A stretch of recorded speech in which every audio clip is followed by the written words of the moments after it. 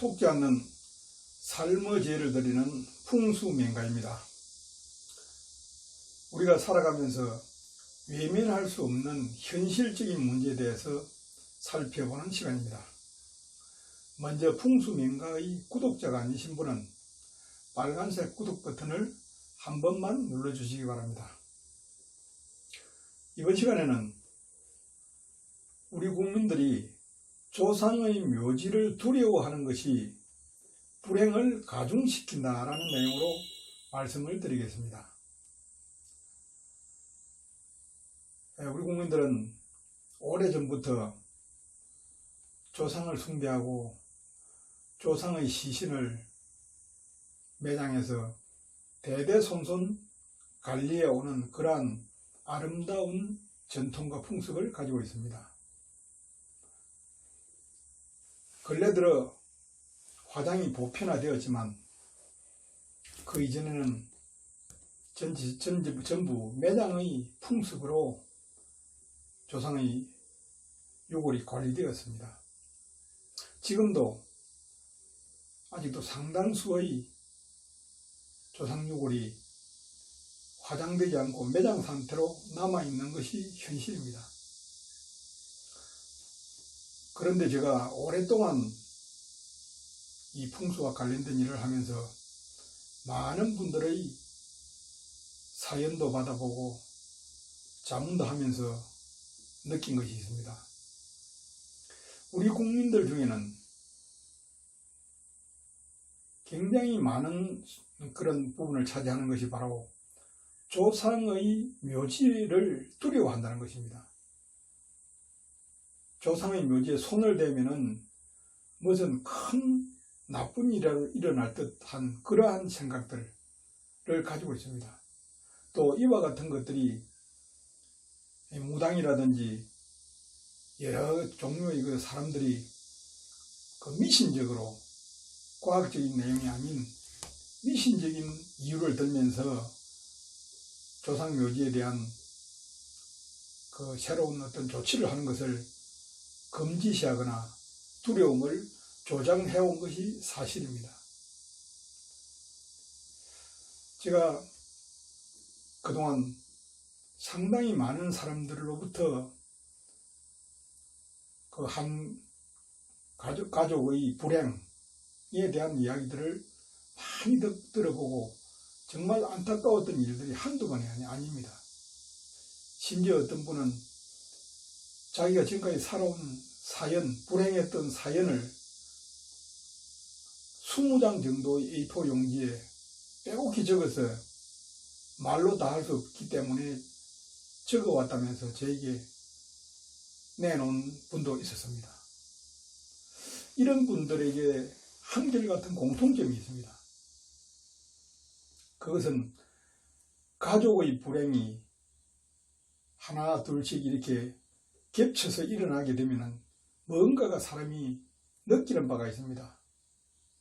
그 중에서 많은 부분을 차지하는 것이 부모의 생장 묘지가 문제가 있기 때문입니다. 부모의 묘지가 나쁘다 하는 것을 직감적으로 느낍니다.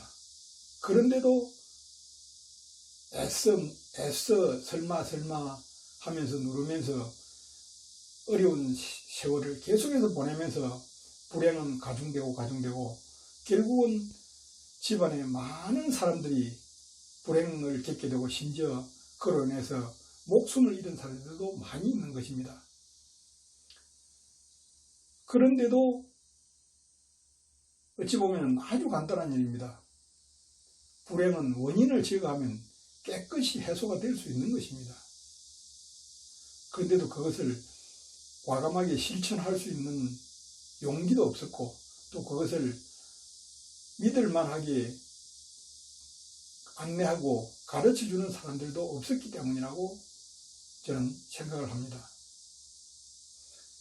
일반적으로 매장된 묘지가 후손에게 불행을 가져다 주는 것은 우리 묘지풍수에서 이론적인 근거가 되는 동기가목론이 있기 때문입니다. 이것은 현대과학으로 이야기하면 DNA의 유사성입니다. 즉 말해서 DNA가 유사한 사람끼리 기운이 서로 소통한다는 것입니다.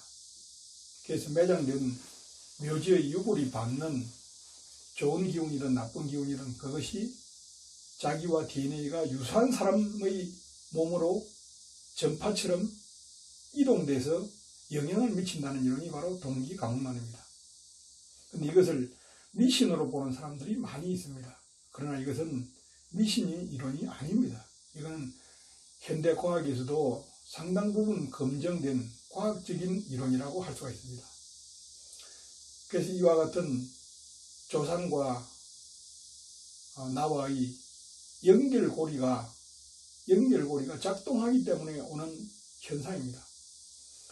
조상의 묘지가 나쁜 터에 묻혀 있을 경우에는 여러 가지 종류의 원인이 있습니다.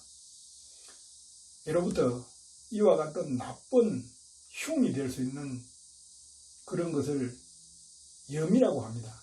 우리가 흔히 연병하고 있네라고 했을 때 연병입니다.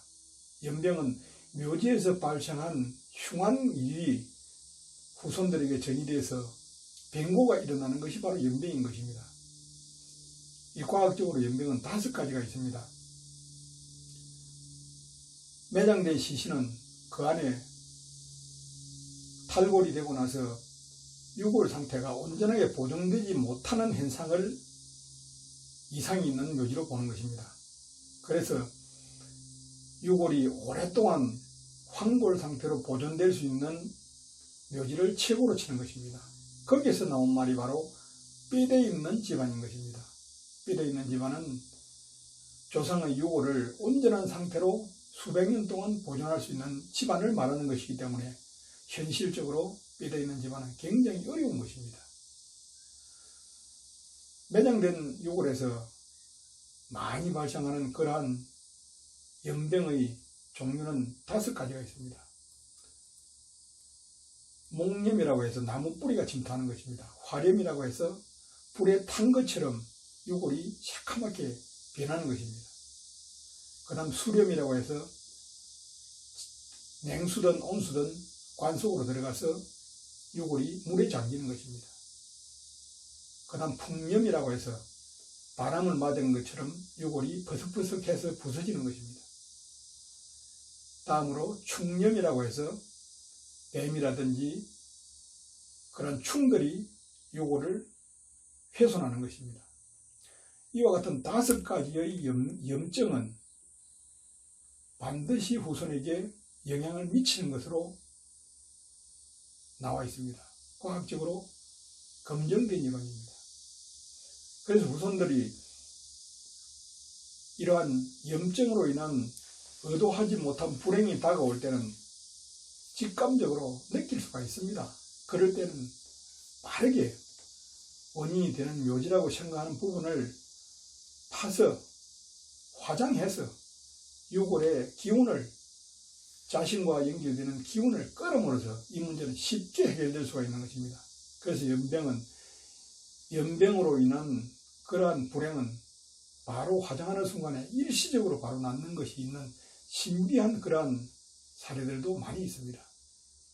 그래서 이와 같이 묘지를 두려워하면서 그 원인을 제거하지 않고 계속해서 오랜 세월을 이렇게 지나는 과정에서 집안은 바람에 초목이 쓰러지듯 야금야금 쓰러져서 나중에는 전부 다 쓰러지는 불행을 초래하는 것입니다. 이와 같은 사례들이 비일비재합니다. 정말 안타까운 일입니다. 지금도 이런 사람들이 많이 있습니다. 그래서 조상의 묘지를 절대로 두려워하면 안 된다. 무당이나 제대로 알지 못하는 직관들의 이야기를 듣고 묘지에 대한 두려움을 가지는 것은 굉장히 불행을 더 가중시키는 일입니다. 불행이 왔을 때는 현대과학에서 입증되고 있는 유골을 빨리 신속하게 파서 화장해서 재로 만들므로써 그 흉을 끊어야 하는 것입니다. 그렇게 해서 다시 묘지를 쓰든 그것을 다른 방법으로 뿌리든 하는 문제는 그 다음의 문제입니다.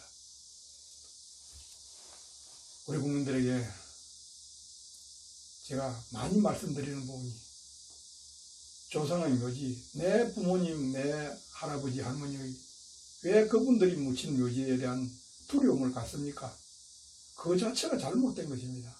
묘지는 정말 사람이 사는 공간과 죽어 있는 공간은 사실 같은 공간입니다. 그래서 이와 같은 삶과 죽음을 너무 구별할 필요가 없다.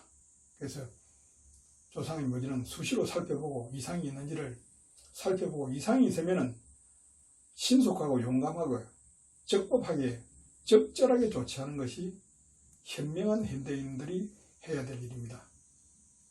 이와 같은 불행은 우리 지식인들은 다시는 범해서는 안 될 일이라고 생각합니다. 감사합니다.